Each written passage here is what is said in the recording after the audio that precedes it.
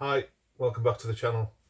For those of you that haven't been here before, my name's Sam and this is my van build. Well, the journey of my van build. And hopefully some of the mistakes I make will save you a bit of money and a bit of time. So I hope you enjoy them. This video today is about the ugly side of VWs and Mercedes. They have a design flaw.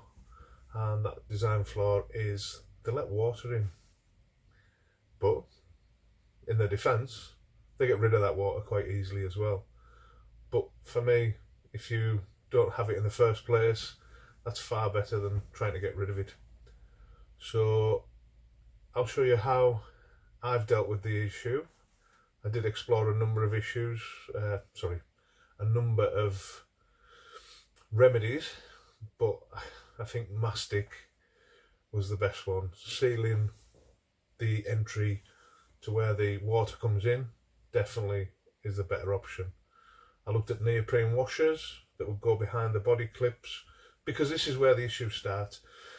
On each side of the van you have body mouldings where the marker lights are, and in there is 40 odd clips from the cab to the back, and including the door, I think there's about 55 clips, 56 clips in total. So each one of them lets water in. And when you strip your van out, you'll see the evidence is clear. There'll be trickle marks down the back. You have a yellow spray that's put on the inside of the van. That's wax oil to protect the inside of the vehicle with wax oil. And underneath it'll be schutzed and stone guarded. But where the water comes in, it's actually inside your van, and this is the area where you'll want to insulate. So water and insulation don't mix. Don't care what anybody says, they don't mix. Doesn't matter if it's Celotex, if it's a plastic based insulation, they don't mix. They will hold water. That will then produce moisture which you don't want in your van, and that will in turn lead to rusting. So the idea is get it out and keep it out. So this video should show you the easiest way of doing it. Explore options for removing the clips as well, and you'll see that I don't always get it right either. I break some things and I put some holes in my fingers and stuff like that. But learn from my mistakes, they're painful. Hope you enjoy the video. And if you like what we're doing, please click the like and subscribe, and helps us generate a bit more enthusiasm to keep carrying on with these videos. But like I've said before in previous videos, I love doing it, so I'll probably keep doing it anyway.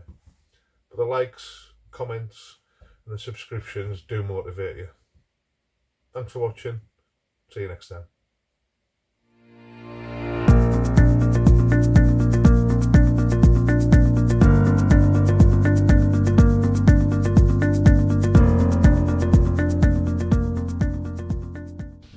The retaining clips that hold on the plastic trims that run from the front wheel arch to the very back are where the problem starts. The easiest way to remove these trims is to put a pry bar in one corner, leaving a bit of tension on the panel, and then go inside with a pair of long nose pliers and start releasing the clips by just pressing the wings on the clips in. As you see there, they just pop in very easily, and this allows you to remove the panel a lot quicker.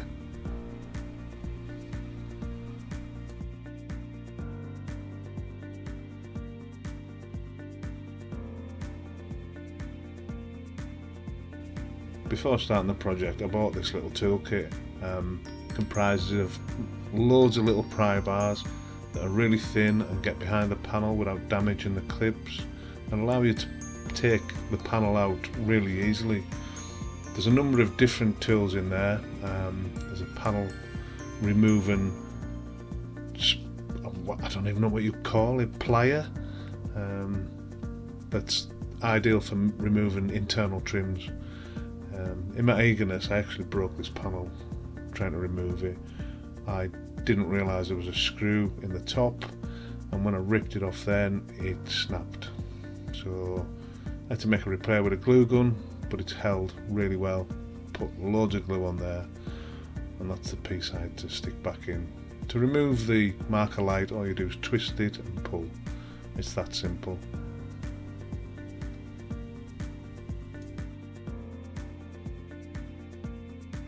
So the tool that I was using before to remove the panel is actually designed for removing these clips. It's brilliant. You just pull it out a little bit with the pliers, get the tool behind and just ease it out. It's very quick and effective.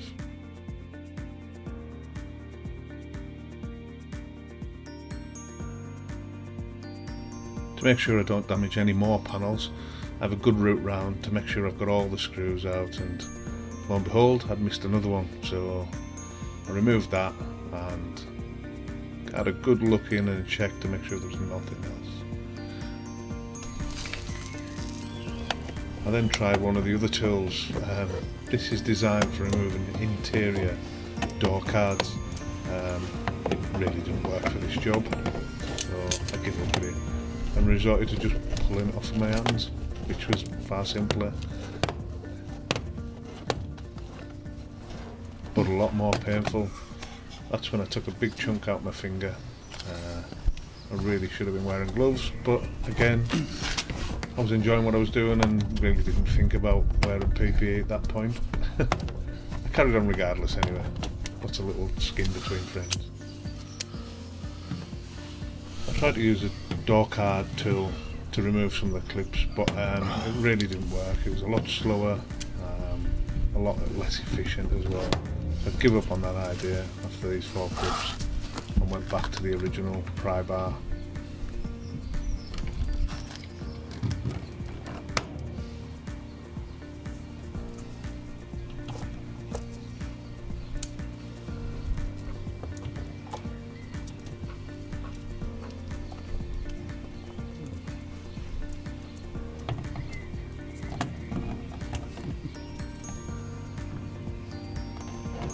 Once all the clips were out, it was time to start cleaning up the area.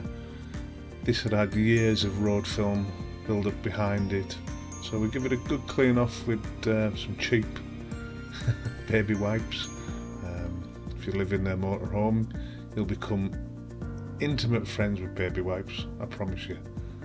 But yeah, we give it a good wipe off, get all the debris and dirt off, and then it's down to some tar and glue remover to take the final stuff off, basically any solvent, any glue, any tar, just so we get a good seal, because I don't want to do this job again. If you can't get a tar and glue remover, any solvent based cleaner will remove tar and glue and traffic film. But yeah, just give it a good wipe and make sure you're happy with your surface before you go sealing up all the clips.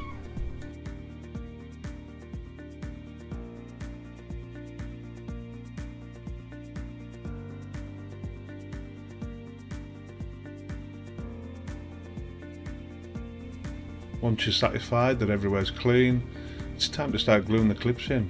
So I've got a general purpose silicone sealant adhesive, and I just put a bead right around the clip and glue them in.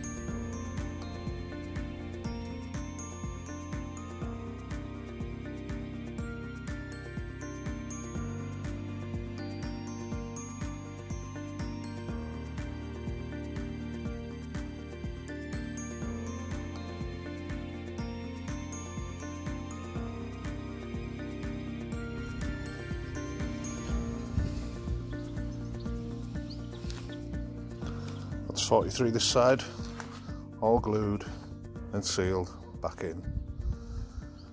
We'll give it a few minutes, well, give it a couple hours, and we'll clip all the panels back on and put the 2 bolts back in here on the arches.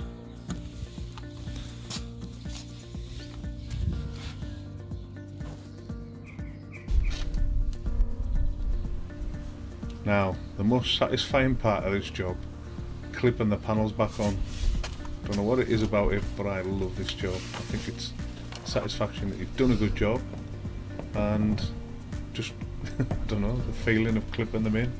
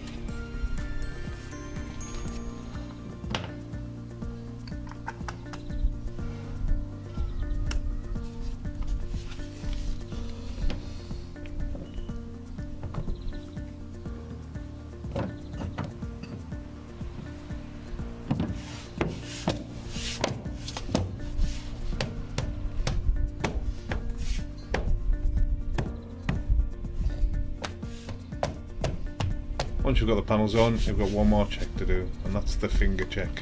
Make sure the gaps are equal.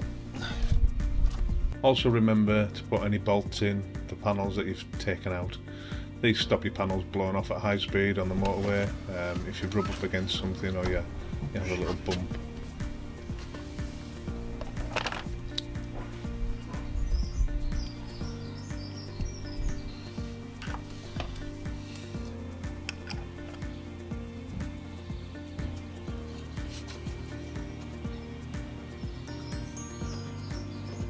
While I had these panels off, I did another job as well. I took all the marker lights out, I cleaned them up, and I replaced the lamps.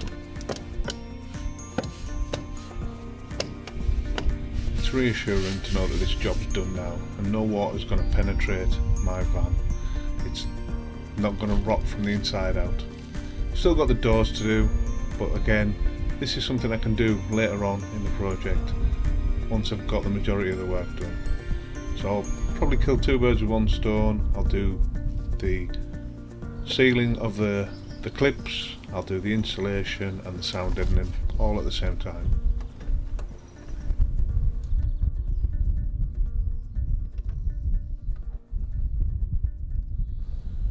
After securing the last of the panels on, I took time to check inside the van and make sure all the holes had sealed. There was silicone on the inside of every one of these holes.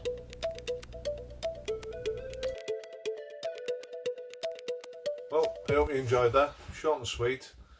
Hope it's give you a good insight into what we did to prevent water getting into the area where the insulation is.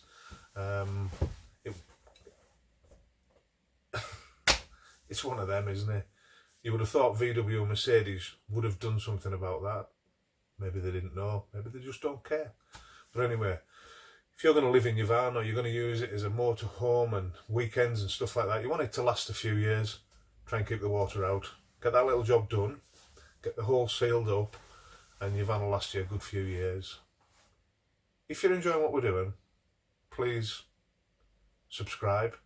You know, if you want to keep up to date with what we're putting out, the videos, please click the bell button. Then you'll never miss another video. I'd love for more comments, any questions or any videos you'd like to see. We have a raft of videos that we need to get through.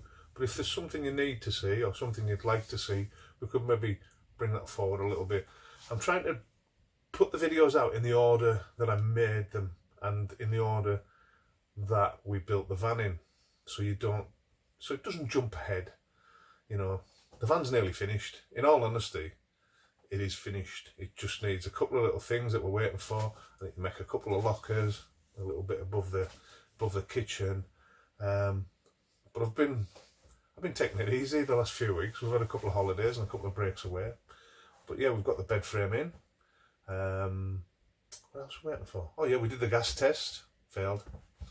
2 leaks. Fixed one. Couldn't fix the other. So I need to do a bit of investigation work. It's on the cooker. Know where it is. We used the isolation valves to find out which leg of the system it was that was leaking. It wasn't leaking dramatically, but it was leaking all the same, and you don't want gas in your van. So, well, you do want gas in your van, but not inside your van. You want it to run your appliances, not just float around the floor. But anyway, yeah, there's not much left to do. I've had a couple of rides off in it, make sure it's still not rattling and banging in places that I don't like it to. But yeah, I've got a little retrofit to do. I ordered 2 things today from a lovely fella down in Norfolk, but that's another video. I've decided to put more windows in. I thought I could get away with just putting these 2 in, but since I've built the shower and started working around the kitchen, I've noticed that the back end's a little bit dark, so we want some natural light in there, a little bit of ventilation as well. If we're planning on some of these big trips that we've got in our head, we'd want a bit more ventilation. So it's nearly there. But like I say, I'm going to keep churning the videos out, whether you like them or not. But it's nice to have a little bit of feedback. Thanks again for watching, and we'll see you next time.